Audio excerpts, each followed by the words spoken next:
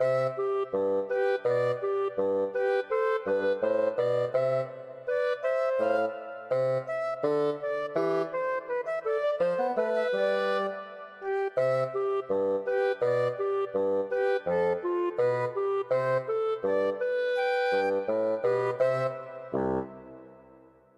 is the Maverick Minister Deranged Bible Stories podcast series.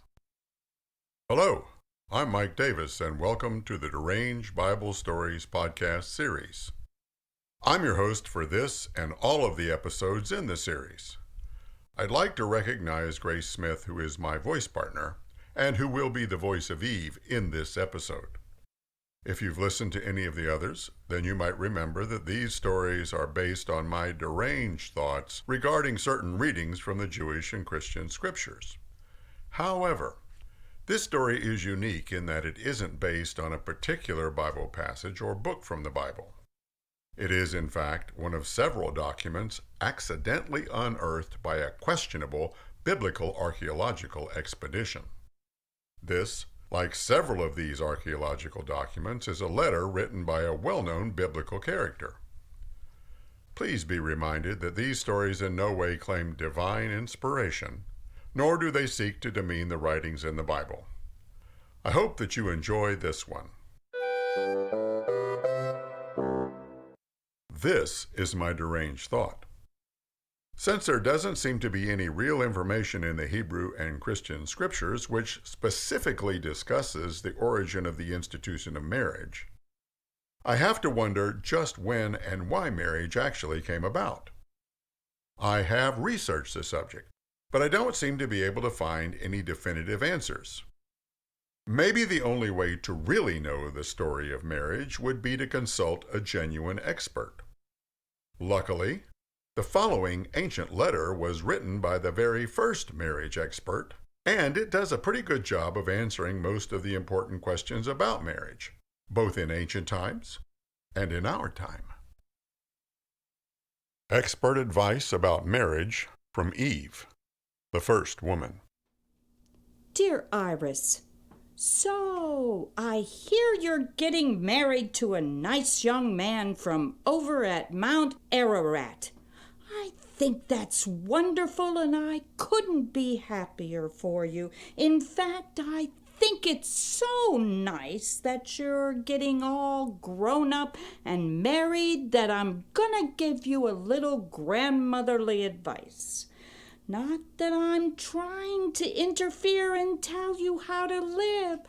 God forbid that I should do something like that. But you have to understand it is the prerogative of grandmothers to give wise and unwanted advice whenever they want. It's something that comes with age, kind of like wrinkles, white hair, and forgetting things. Now, when you're young, it's easy to believe that you already know everything there is to know and that you do not need advice. When I was young, I didn't take advice from anybody. But then I was the first woman, and I didn't have a grandmother or anybody else, for that matter, to give me advice. Once there was a talking snake who was full of advice, but we're not going to talk about that. Now that I have grown older and possibly wiser, I can't help feeling like it's my responsibility to pass on some things to you that I had to learn the hard way. So, Iris dear, just sit back, relax, and listen to what your grandmother has to say about marriage. After all, it's not like you have a choice. First of all, on the subject of marriage, I'm an expert.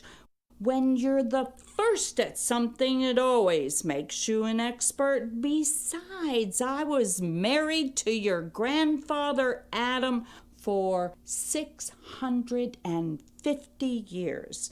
Experience makes you an expert, too. So I can tell you as an expert that marriage is like a bed of roses. It looks and feels wonderful when you first lay down on it, but you find that the more time you spend there, the more you get stuck with the thorns. What I mean to say is that when I got married to your grandfather, not that I had a whole lot of men to choose from, I expected that life would be perfect. I thought we would be wonderfully happy and that our love for each other would overcome any obstacle. Needless to say, I was a little bit naive. But after all, I lived in Eden, and when you live there, it's easy to be naive and view everything through rose-colored glasses. When your grandpa Adam and I first started out, we didn't have to make any promises or vows. Loving, comforting, and honoring each other was simple. Cherishing and being faithful were as natural as breathing. In Eden, it seemed like we were all that there was, and everything about our lives was perfect. But Eden didn't last very long. It never does. It was even in Eden that we had our first real crisis. I couldn't believe it when your grandfather tried to tell God that the whole forbidden fruit eating incident was my fault. I could have kept all the fruit for myself, but he was my husband, so I shared with him. I thought he'd like to be included, and he thought it was great too, until we got caught. After that, he didn't back me up and appreciate the fact that I shared with him. Oh, no. Just because we got kicked out of Eden, I never heard the end of it. That was the first time that I realized the bed of roses even had thorns.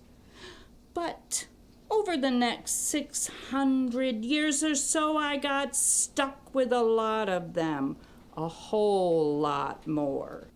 There were problems to be overcome, and sicknesses and children and stresses and pressures of living day to day that sometimes made Eden and that perfect marriage that I had expected seem like a fairy tale. But every now and then, there were glimpses of Eden again, moments that reminded us why God had put us together in the first place. All in all, there were lots of roses and lots of thorns.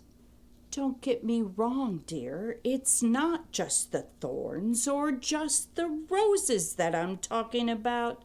Because you see, every marriage is full of both, but neither thorns nor roses will make or break one. Good times and bad times, happiness and sadness, sickness and health, promises, commitments and responsibilities, roses and thorns.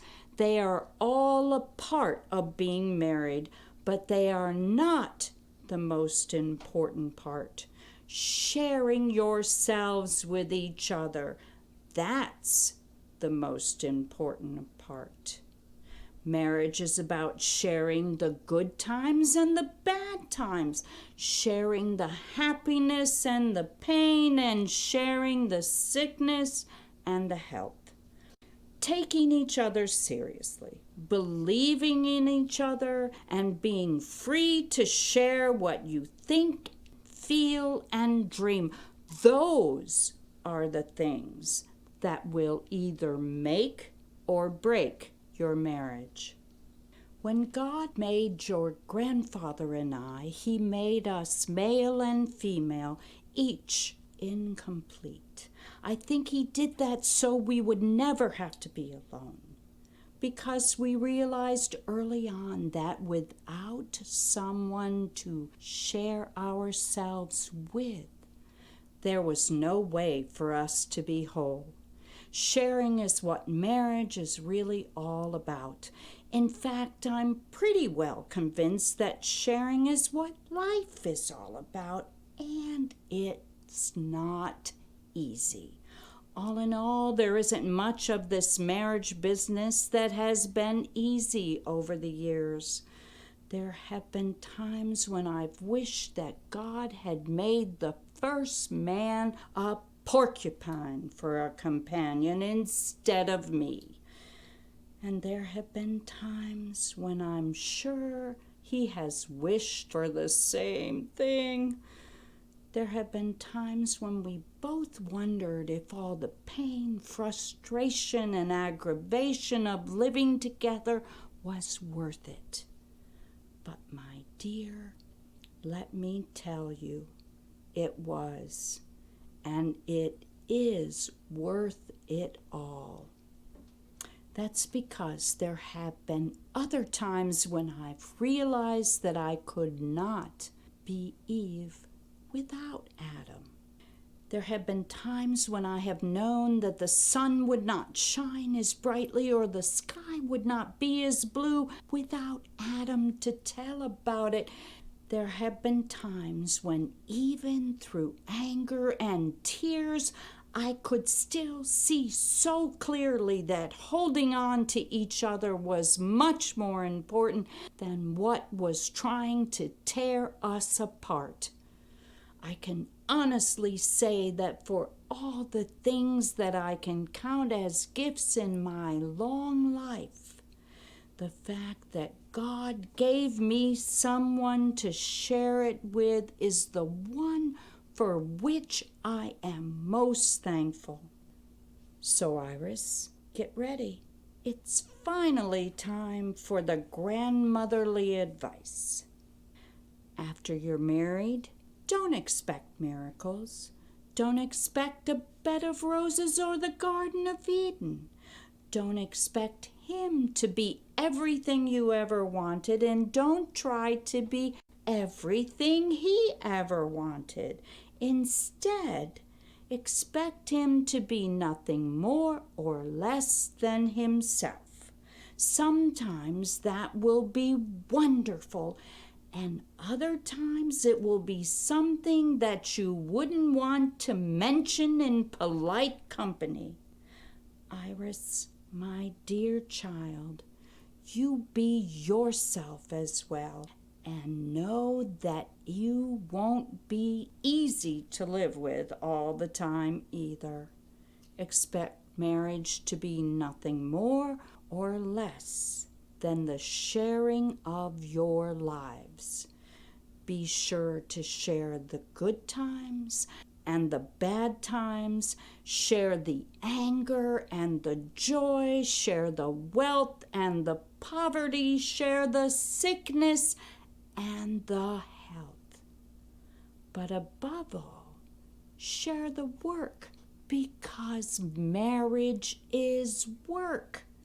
Marriage is work that can make your life together mean a great deal more than your lives ever could have meant apart. Okay, that's enough of grandmotherly advice. We've got a wedding to plan. Make sure you let me know when you go to pick out the dress. I'll help. And tell your mother to call me so she'll know how to plan the reception the right way. I wouldn't want to interfere, but I'm an expert in these things too. Let me hear from you soon. Love, Grandma Eve.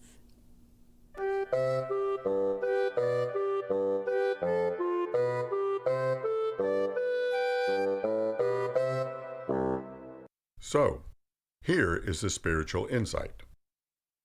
There was once a young couple who came to a priest to get married. After discussing the service with him, the couple asked if they could change some words in the marriage vows. He allowed as how that might be appropriate depending upon the changes they had in mind. They asked only to change the words, "until we are parted by death," to "for as long as our love shall last." The priest suggested that perhaps they should decide whether they were ready to make a real commitment to each other or not. They said they were ready for a real commitment, as long as it was a conservative one. We live in a world in which we can get just about anything we want with some kind of a guarantee. Guarantees come with just about anything except real love and honest relationship. Openness, vulnerability, affection, sacrifice, fulfillment, ecstasy, companionship, honesty, and all of the rest of the descriptive words that are applicable to what people experience and share when they're in love never come with a guarantee. There is no way to make a conservative investment of ourselves, which will guarantee that things will work out to be the way we expected or even wanted them to be where love and relationship are concerned. Maybe that's why lots and lots of people are unhappy and unfulfilled in their marriages, friendships, romances, and other relationships. It's the expectations that foul us up most of the time. Instead of looking at the other person, we look at what we want or expect that other person to become. And oftentimes, we work very hard to mold them into that expectation. They generally try to fit our mold too, at least for a while. Then the mold gets too confining, and either the mold breaks or the loving relationship does. There can be freedom and new life when the mold breaks, but there's always pain, loss, and sadness when the relationship does. It is a much greater adventure to discover the real person that we love than it is to attempt to mold that person into our expectations. In discovering who they are, we generally let who we are peek out from under our defenses, and we generally find ourselves to be pretty lovable as well. Most often in that process, we wind up being as loving to him or her as we hoped our lover might be to us. People who have lived for a very long time and who have loved someone for a very long time seem to know this lesson well. We might do well to listen to them, because good advice, especially about love, is hard to come by.